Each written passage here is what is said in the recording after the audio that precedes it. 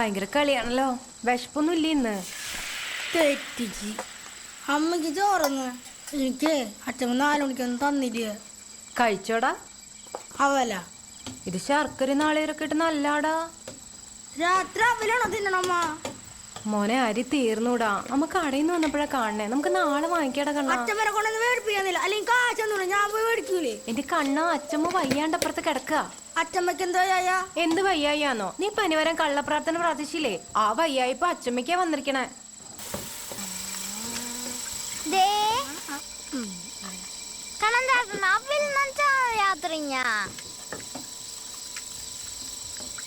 ആടാ അവല് രാത്രി നാലേ വയറിനൊക്കെ നല്ല മസിലായിരിക്കും. കണ്ട നല്ല ചത്തേരിക്കും.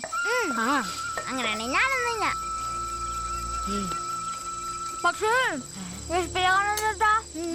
മാമൻ്റെ